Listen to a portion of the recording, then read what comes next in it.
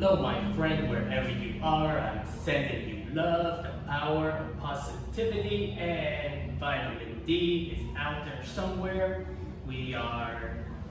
It's kind of like a porch, but with a roof over it.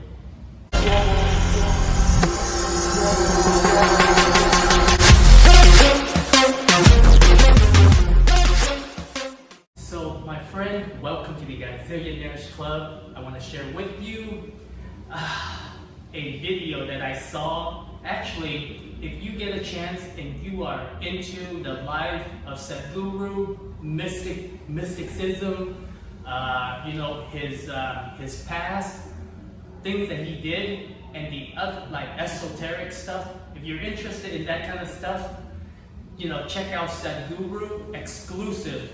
It's kind of like a yearly membership. You pay for it, and a bunch of like series, documentaries that you can watch. But the one that I saw recently is Cohokia, and it's pretty much he was traveling, in America, and I think it was a native tribe that he passed by, and there used to be a huge civilization, and and apparently, someone from that culture practiced magic or spirit or how to extract the energy from someone and split it. Now, the reason why I want to share it with you is because, I remember when I was little in Vietnam, my grandpa, he was kind of into that stuff, right? Not splitting energy and stuff like that, but he was like a big, meditation kind of guy. I remember we had a big statue of the Buddha, and he's very mystical kind of guy. And then that's all I remember. And I came to the U.S. when I was 5 or 6. I don't remember. I was very little. So but because of watching Chinese movies and how how the East definition of ghosts or spirits is a little bit different from the West. Come with me to the dark side. And now that I'm watching all of his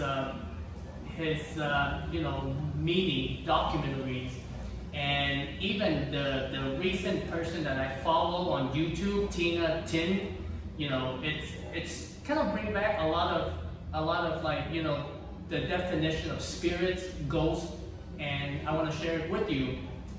Now, in my opinion, everything in life is energy. We have this body, and and I do believe that everyone is here for a karmic reason, and that karmic reason is either we are in the process of learning and how to become a better individual in each lifetime, and that's the whole point of becoming enlightened. You go through many lifetimes of good deeds, of schooling, of practice, and you become better.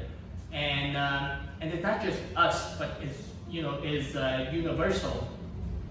And of course, when the day that we born and the day that we die, is also important. For example, if you died because of resentment, or someone murder you wrongly, or something bad happened to you, most likely your spirit will linger and you can't go on. And that is just my opinion, from watching all of these things, mini series and documentaries, and just my observation. I do feel that the majority of people, once they die, their energy, reincarnate, but there are some energy that still linger. What you mean? My head hurts. My head hurts. Stop. And in the documentary of Cohokia, what happened was, the people that practice magic went wrong. Now, magic can be a good thing or a bad thing. Now, if you believe in magic, you better believe that there's black magic and there's white magic, okay? And based on Sadhguru perspective, the magic went wrong, and pretty much like, there were people that were using, certain ritual to take the life force or the life energy out of someone. And when that's why, like, in life, I feel like, like spirits, right? Now, spirits, some people call it spirit, they linger. What is their purpose? Are they trying to tell us something? Are they trying to take over our body? What are they trying to do? That I don't know, but I do know when people claim that they are possessed by spirit, or when they are possessed by demons, these people tend to have a lot of fear, anxiety, unknown, a lot of mental issues. And when I say mental issues, it could be anything. But the moment we have joy in our life, the moment we have, we have certainty, we don't do anything wrong to anyone, we can go to sleep at night, we can walk in the dark and not be afraid. A lot of people tend to, I can't say a lot of people, but people that are afraid of the dark, it means that they have some soul searching to do. Why are we afraid? And a lot of the time, the things that we're afraid is just a reflection of who we are.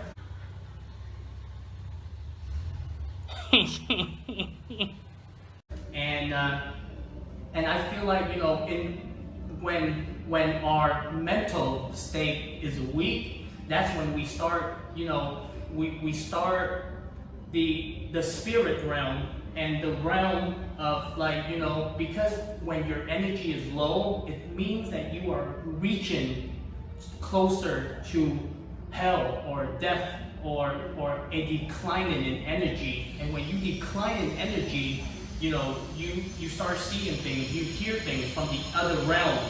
And what, the interesting thing Sadhguru pointed out was, like, when he was there was some sense of energy, even now, based on his opinion, it's kind of like when you are an architect and you build a building. A good architect, would leave very little of, like, 2x4 wood, cement, metals behind, right? But a bad architecture can leave a bunch of scraps.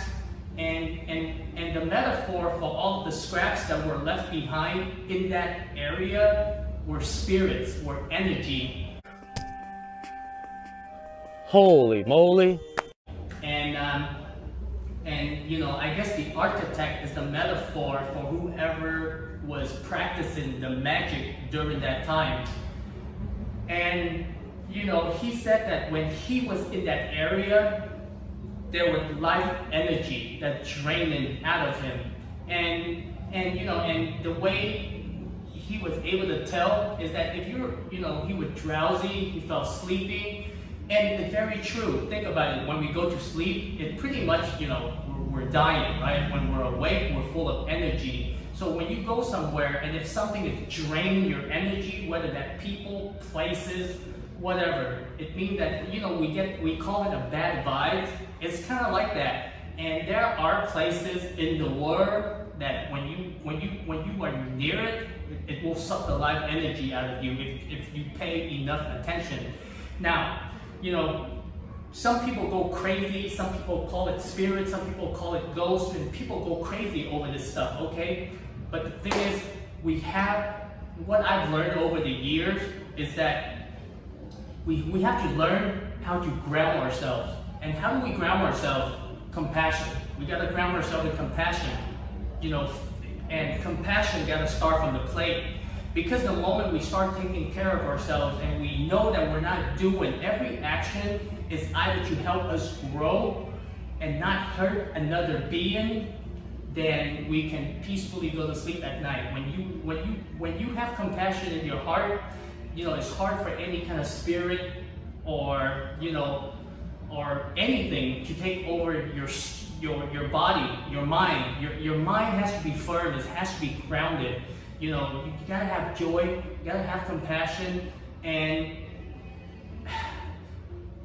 you know, in order for you to have a good energy, full of life force in you, you know, just practice being outdoors. Just practice surrounding yourself with good people, joy, happiness, compassion, and you know, do the things that you love that will keep you occupied, so you won't just sit there and think about some random stuff. Born as con, your friend con, just said con, you know con, this is con. You know, oftentimes when I see people that claim that they're possessed by spirits, they have a lot of mental issues. So my friend, if you get a chance, check out Sadguru exclusive. There's a lot of, you know, cool stuff on there that you know, I love these kind of stuff, but I also keep my distance, you know, because we are here. I'm living this life, but it's also, you know, it's to expand my knowledge out of this field, to expand my knowledge and to learn, you know. So much love. Tell me what you think. Have you ever seen spirit? You know people that possessed by spirits. What is your definition of ghost? You know, in the Western philosophy and Eastern philosophy, what are the differences and what are the similarities? So let me know. I realize I'm still a fat ass, so I gotta lose some more weight, but it's okay. Ta-da! Have some donut. I gotta go work out now. I just finished workout. Now we gotta go to the park and do some pull-ups. But other than that, use the hashtag Zillionaires Club and we will get this conversation going, okay? And I think Cohokia is C-O-H-O-K-I-A. That is the name of, you know, the civilization that he kind of passed through. So my friend, much love. I will see you in the next video. Ta-da!